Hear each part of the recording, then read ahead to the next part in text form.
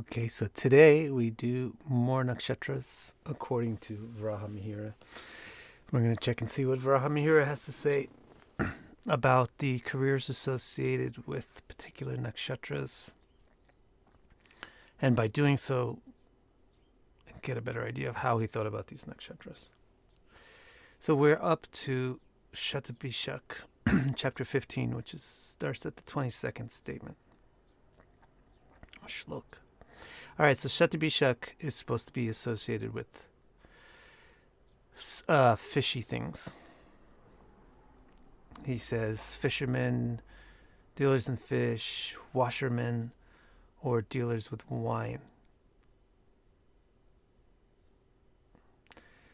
So that's pretty simple because Shatabhisha is supposed to be the cosmic ocean. And Varuna is supposed to be the god of the cosmic ocean, right? So if you are born on Shatabhisha's day, then you should be dealing with water.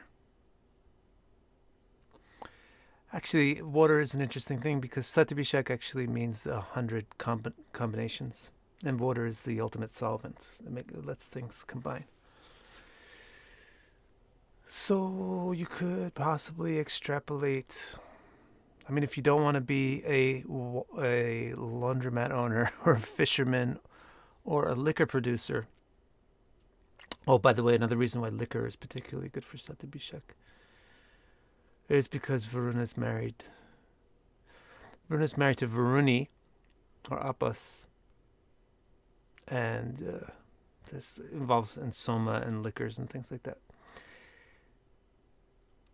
If you don't want to necessarily be running a liquor store or a laundromat or a fish market, you could extrapolate the water theme in whatever way you like.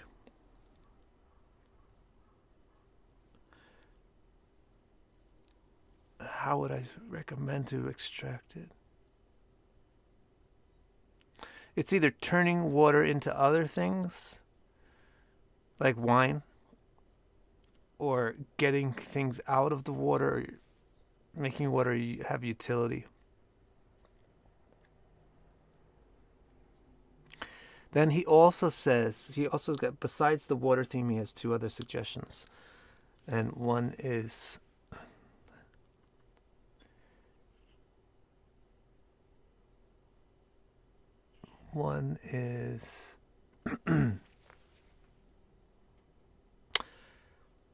has to do with birds, and the other has to do with hogs. Let me make sure this is right.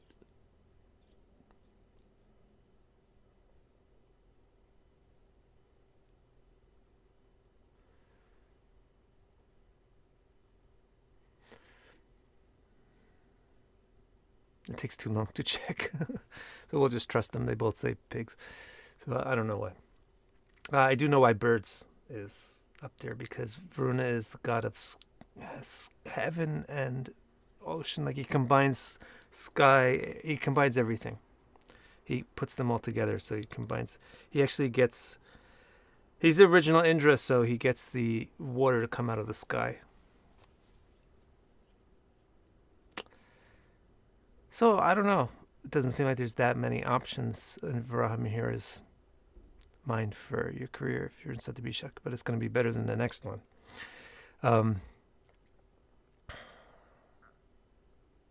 Yeah, let's see. Any questions about what he said? I heard in Hindu traditions that they name their children after the ascendant. In the tradition, it's not named after the ascendant. It's named after the moon, the nakshatra of the moon. All right. What can you do? We'll go on to the next one. Now he's going to talk about Purva Bhadrapada. This might be the one that he likes the least out of all the nakshatras. He says those born on the lunar day of Purva Bhadrapada. Now, actually, he doesn't really say that, which is interesting. this is why I wind up doing my own translations of things, because I really don't understand how people translate. They take a lot of liberty in unnecessary ways when translating things. So this is a case in point, like every single shloka in this chapter doesn't mention any nakshatra by name, it mentions by the name of the god that lives there, that dwells in the nakshatra. But the translations are all with the nakshatra names. Like, just why not put it as the god? I don't understand.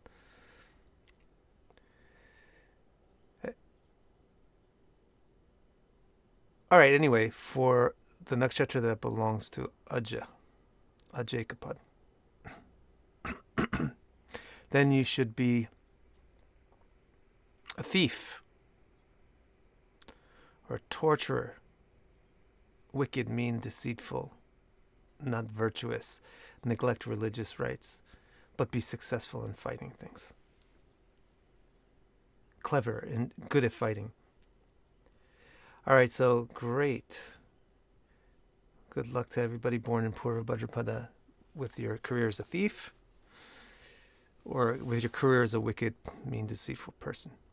But remember, this is kind of along the line. Some other nakshatras came close to being described with this kind of negative terminology. Basically, Purva Bhadrapada is an Ugra nakshatra. It's very tough.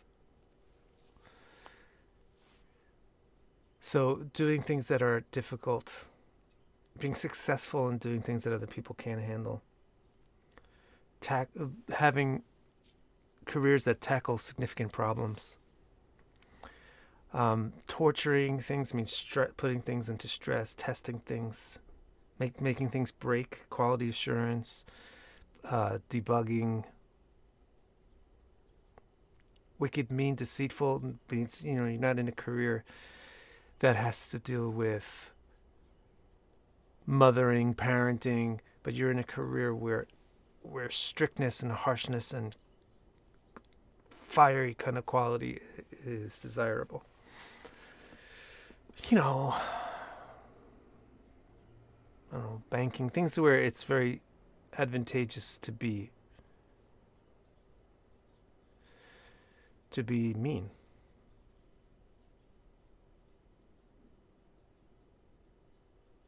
Any questions about that? So Purva Bhadrapada also, it's interesting, it says rejects religious rites.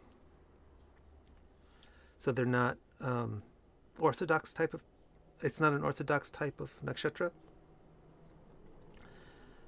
It's a nakshatra that likes to discover the truth on its own.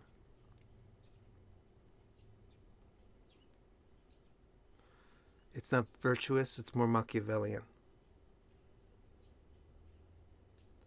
But it's clever in fighting. What it means is if it finds a way to beat odds and defeat stronger people. Any questions about good old Purva? Ketu's native here says, I'm poor and a banker. What about a mortician? Yeah, that should be pretty good. I mean, I don't think anything here he supports that, but everybody knows that Purva Bhadrapada is signified by the hearse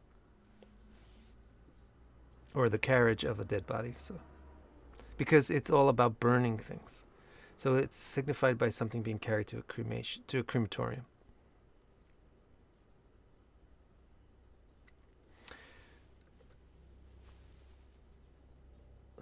Hi, Susie. So Bardo asks, we need people who can assault others. Right. You do need people who can assault others. What's the purpose of having this type of professionals? Because in many careers, people who are soft-hearted are just going to get trampled. And in many careers, your job is to attack things, literally or figuratively. Maybe you're a hitman, but maybe you're a quality assurance person. You have to attack a thing and see if it breaks. Maybe you're a hacker or an internet hacker defense person. stuff like that. Or maybe you're in stocks and trades and all the financial stuff, which is all about war.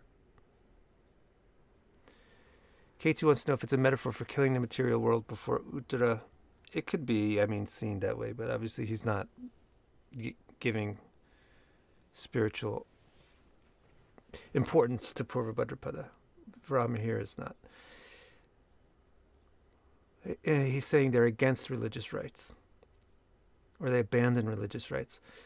So they're not interested in tradition and things like that.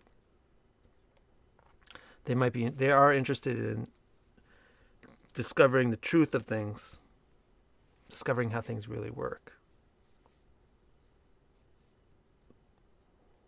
Varahamihira is not giving any metaphor for Uttara Bhadrapada, but it doesn't mean that you can't interpret.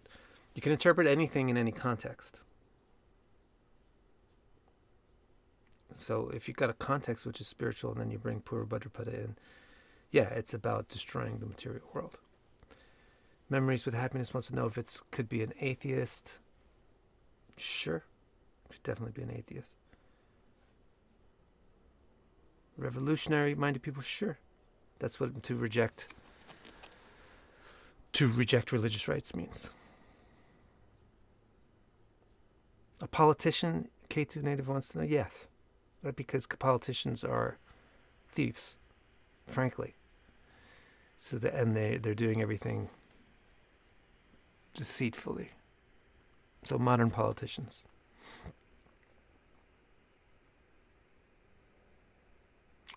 Now, how about, let's see what he says about Uttara Bhadrapada. I already checked this. Let me check this. Yeah. Let's see what he says about Uttara Bhadrapada. It's going to be, I think, maybe even more interesting. Because he throws an interesting thing in there that still has an affinity with Purva Bhadrapada. So he says he associates Uttara Bhadrapada with Brahmins. So with Purva Bhadrapada he associated with thieves, and with Uttara Bhadrapada he associated with Brahmins. So what's a thief then?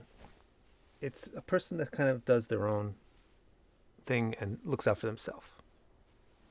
And what's a Brahmin? A Brahmin is a person that understands things. They work on understanding. And then they give advice about how things work. So their function is to give advice, and their focus is trying to understand things. So they're more intellectuals. So he's got Uttara Bhadrapada as being more intellectual. And he says they perform sacrificial rites, whereas Purva Bhadrapada abandons them. So they're interested in rituals and the right way to do things, and doing things in certain order and stuff like that. He says they're generous, whereas he had Purva Bhadrapada as being like a torturer or wicked. Or somebody else said, the other translation has like stingy, which is also good for financial work. So Purva Bhadrapada says kind of stingy, but Uttara Bhadrapada is generous. Uttara Bhadrapada is devoted, whereas Purva Bhadrapada is not. It's Machiavellian.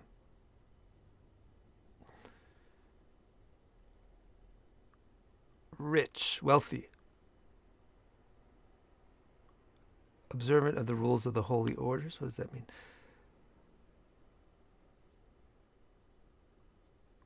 That means that they do the holy orders. Observant of the rules of the holy orders. What an awful translation for something that could just be translated. Another translator put it as hermits.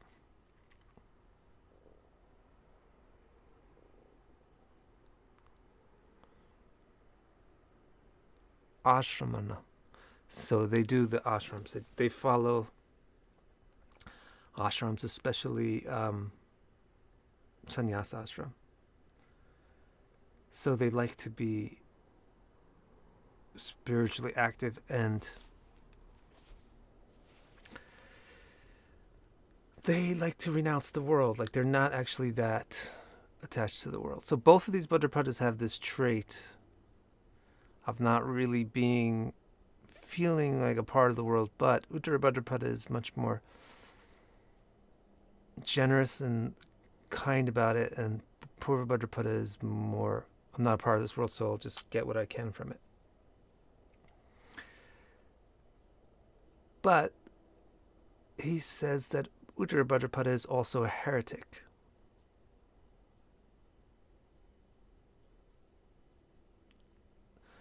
So it's very interesting. This Uttara Bhadrapada is very interesting because Purva Bhadrapada is also like a heretic. And Uttara Bhadrapada is a heretic. But Purva Bhadrapada is a thief heretic and Uttara Bhadrapada is a Brahmin heretic. So it just shows you that there's different reasons. And actually, when we studied the Bhagavatam in the next stream, recently we looked at this one statement of Atmaramas Chamunayo Nirgrantyap Irukrama Kurvant Yahaitikim Bhaktyam Itam Bhutagano Hari. But the word in there is Nirgranta. Nirgranta means people who don't follow rules, basically. People who don't have a book, literally. And the understanding of the word is there's two kinds of people that are Nirgrantis. There's two kinds of rebels, or there's two kinds of people that don't follow customs. One is a person that just doesn't want to follow customs. They're just rebellious. And the other is a person who doesn't need to follow customs. They don't need help from a custom. They already do things correctly. They're on a higher level than the customs require. So I think that the two different types of Nirgrantis apply well to understanding Purva Bhadrapada and Uttara Bhadrapada. Purva Bhadrapada is like the first kind of Nirgranti, which is the person that just is rebellious. And Uttara Bhadrapada also doesn't follow social norms, but not out of like because they're rebellious and they don't want to, just because they don't need to. It's not relevant for them. All right, any questions about Uttara Bhadrapada or Purva Bhadrapada?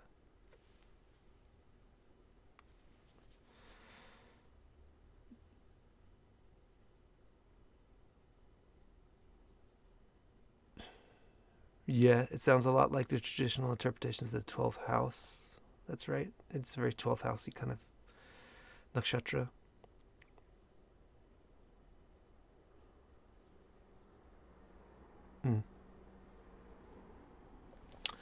Very good. You guys are awesome. Nice comments. All right, let's continue.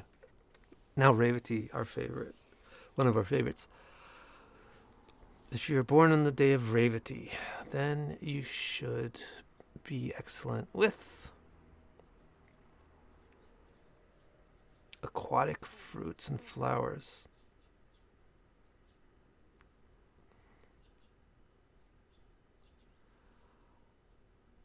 Salt, gems, conch shells, pearls, creatures of the water. So he's got everything that comes from the water. Fragrant flowers and perfumes, they may also be boatmen. So he's got everything here. Well, okay, with fragrant flowers and perfumes, it's like, it's beautiful. And it does well with anything having to do with beauty.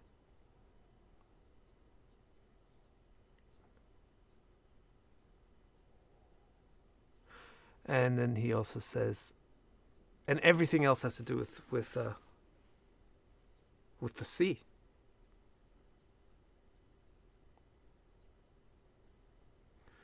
Flowers that come from the sea, or water. Flowers that come from the water. Salt comes from the sea. Gems primarily come from the sea. This ocean does your mining for you.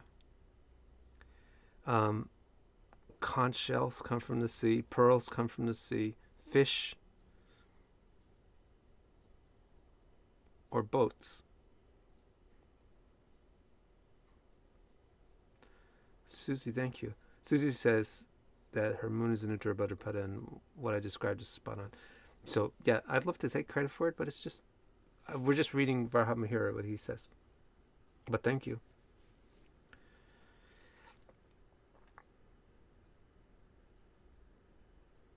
Now, so here's the question then. What about Revati Nakshatra? What is it about Revati Nakshatra that makes Varahamihira tie it so thoroughly to the ocean? We had at least one other nakshatra that was like that. I think it was Purva. And then we had Shatabhisha, which had significant stuff tied to the ocean. But now, Revati in the ocean, that's so interesting. The god of Revati is Pusha, who's not an ocean creature.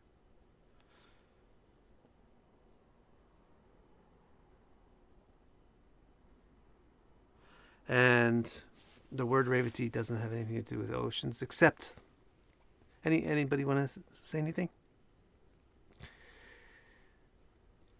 So I think Revati is about nourishment. Pusha, the god, Pusha is the nourisher and the feeder. And Revati means the person who's being nourished. Revati is all about nourishment.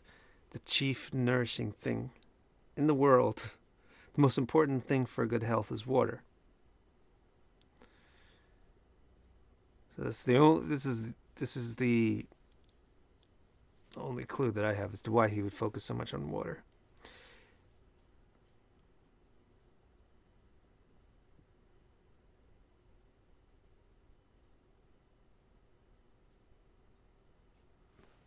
I don't know.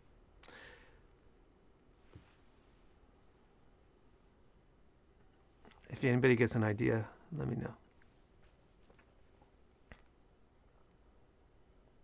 The other thing here, though, another way to see it is, besides the fact that it's all connected with water, everything he's talking about is a luxury item or a wealth or a comfort item. Almost everything he's talking about. Perfumes, lotus flowers, fruits, salt even, gems, conch shells, pearls. So that's another thing about Revati, is that it's very opulent. Opulent is a great word. Sumptuous and opulent is the nature of Revati. It's plump. Revati is plump, sumptuous, opulent. So careers involving luxuries, comforts, pleasures are good for Revati.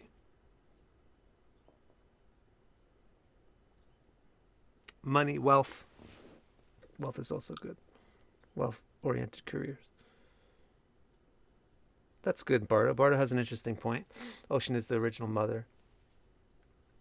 That's a nice point. Revati is the nourisher, so Revati is parent-oriented.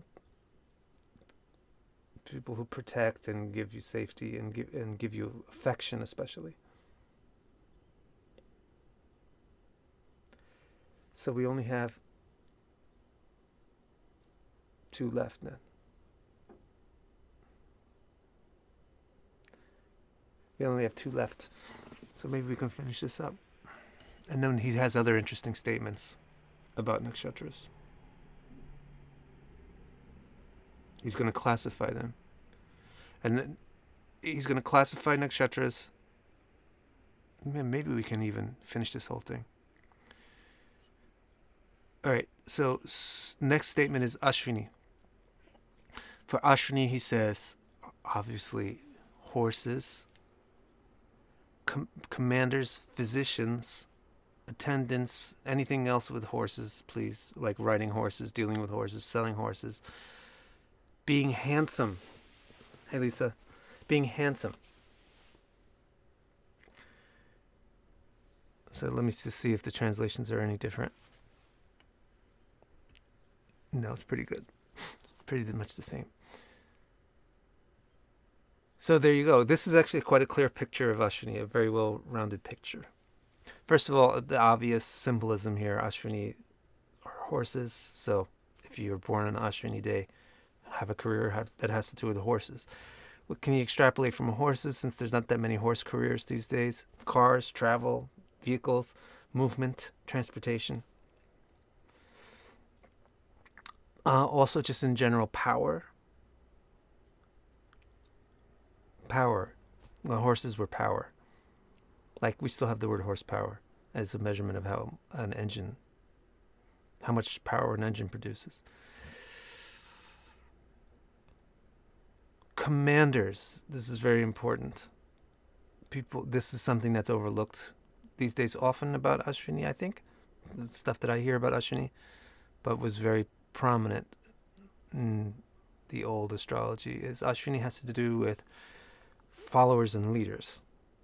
That's why, very interestingly, he says commanders or followers, attendants, or another translation says servants. So a commander or a servant. So either be a follower or a leader, it's good for Ashwini, because that's what it's about. Ashwini is really about the dynamic of following people.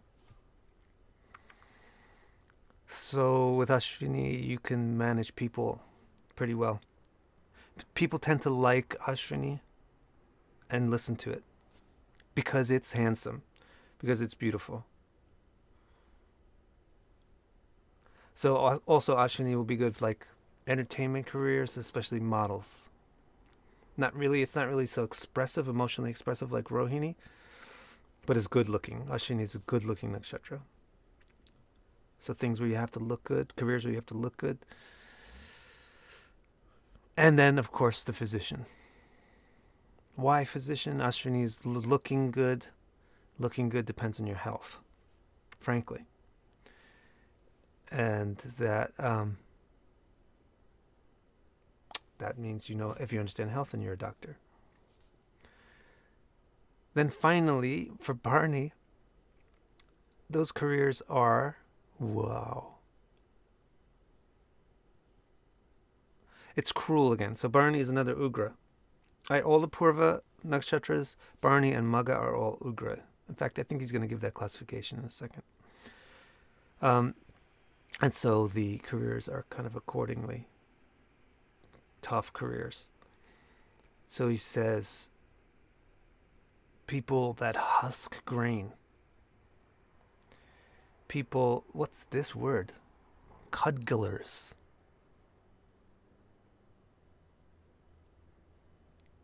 I don't know what that means.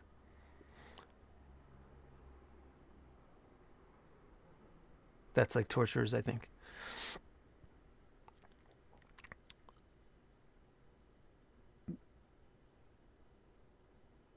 Yeah, cruel. So people actually, cruel slayers, catchers, cudgellers. Bharani is Yama and Yama's noose. So he's his lasso, you can say. So he's catching people and then punishing them. So careers where you are enforcing law and punishing people, it's really advantageous to have a Bharani nakshatra for that.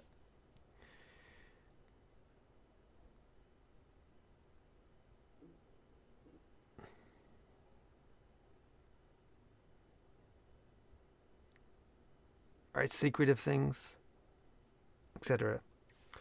Okay, now I want to look at these other statements that close up the chapter. See what he says about nakshatras in general. There's some interesting things here. He says he's going to group the nakshatras, which is real interesting. And it's not exactly our 6 nakshatra group thing, but it's pretty similar. So first he's going to group them to Varna, which means to the basic social order, the basic social role. And he's going to have 6 social roles. He's going to have the intellectual or Brahmin, the administrator or Kshatriya, the capitalist or economist is the Vaishya. Then he's going to have the laborer, the Shudra. Then he's going to have this other class called barbaric. And then he's going to have another, or like, like outcast, sort of. Not outcast, but like barbaric. Not uncivilized caste. And then he's going to have, what's the sixth one?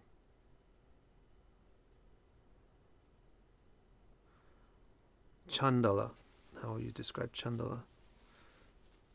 I think you can say immoral.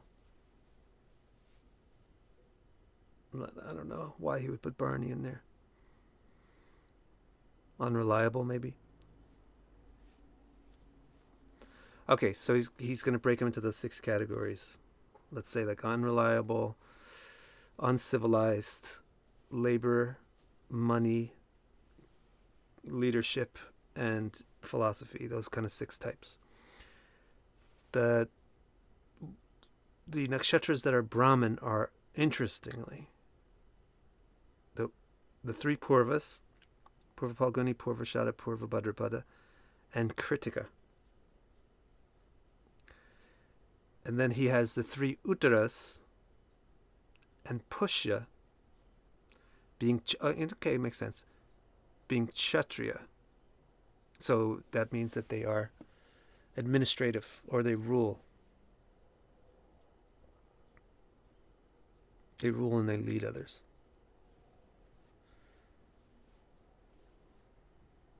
And then for Vaishyas, he's got Purnavasu, Hasta, and Ashwini. Just want to make sure it's okay. Same. Okay, yeah. And then for Shudras, he's got Revati, Anuradha, Magha, and Rohini. And then for the uncivilized, he has Mula, Ardra, Swati, Shatabhisha, meaning they don't follow cultural norms. Then for the unreliables, he's got Mrigashirsha, Jeshta, Chitra, Shrivishta. He's got another class here called the servants. That's not the unreliables, those are the servants. Those of Ashlesha, Vishaka, Shravana, and Bharani belong to the lowest Chandala class. Okay, so that is interesting to try to sort this out and see why he categorized them like that. And it's also just interesting that he's got categories of nakshatras and that he's categorized them according to social role. And then, is this the last statement? And then there's 2 more statements. All right, so that's his only categorization, actually, here. He just categorizes them according to social status. What I would say is you overlay this on top of the other things that he said about nakshatras to understand kind of a nuance to it. So, for example, Purva Bhadrapada, he described it basically like an outcast. When he described the nakshatra itself, but here he says, but it's of a Brahman's nature, so it's of an intellectual nature. That's probably why there was nothing spiritual in what he was talking about. When he talked about Purva Bhadrapada, and some of you guys were like, but isn't there a spiritual slant on this? And so here's the spiritual slant. It is intellectual and philosophical about how it goes about those things. Susie wants to know Danishta's class one more time. Danishta is Shravishta. So that's going to be serving class. What is that?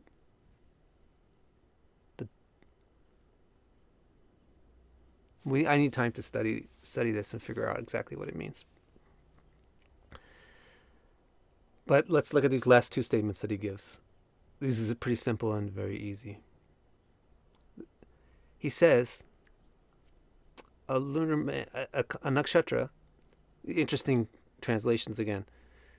Nakshatra is translated here as lunar mansion and there as constellation. Both of them are accurate. A lunar mansion is said to be hurt. A nakshatra gets hurt or is injured if it gets occupied by the sun and Saturn at the same time. So this is something to watch out for. When Saturn conjoins the sun in the same nakshatra, that nakshatra, what it signifies, gets injured. And another condition which hurts the nakshatra is if Mars goes, I have to try to figure out what he means by cuts, but if Mars retrogrades in it,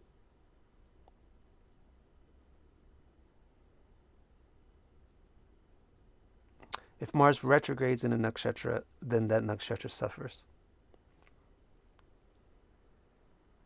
Now the other translation says if Mars goes through it or if another planet retrogrades in it.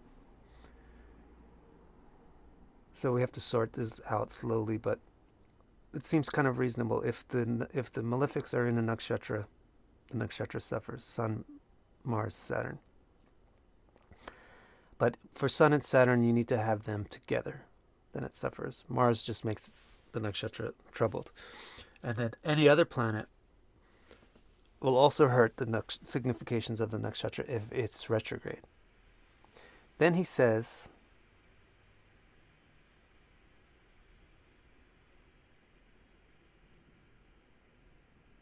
when they get merged when they're in an eclipse. If a planet, it gets involved in an eclipse.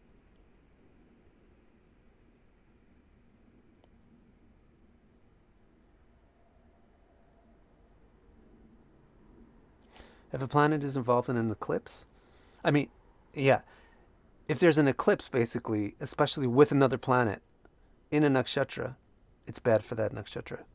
So that's our coronavirus eclipse. Also, the eclipse at the end of 2019 was a eclipse in Mula with Jupiter.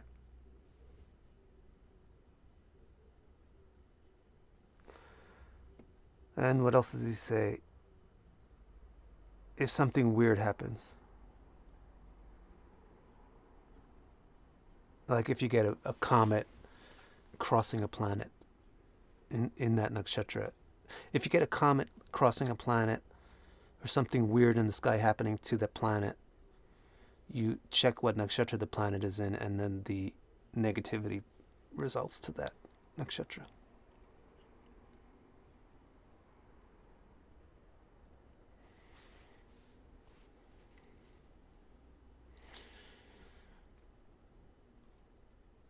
If on the other hand, the constellation should be free from any such afflictions, the guys prosper. So if another planet, besides the things that he mentioned, besides a combination of Sun and Saturn, besides Mars, and besides a retrograde, and besides being involved with an eclipse, in any other circumstance, the planets cause the nakshatras to do good things when they're in there.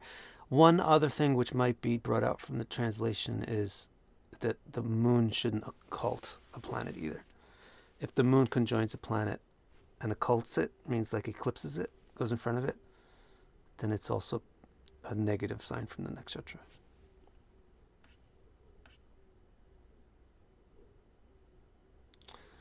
And that's the end of the chapter on nakshatras. All right, friends. So now I'm going to do the Bhagavatam stream. That was an interesting chapter, isn't it? The next chapter is going to be also kind of familiar to us modern astrology people. He's going to talk about each planet and what it signifies. He's going to talk about a lot of it will be unintelligible to us because he's going to talk about specific countries signified by a planet. But he's also going to talk about things connected with planets, and we'll focus on that. So that's next. That's tomorrow. And right now, stick around. I'll start up another stream for the Bhagavatam. Thank you.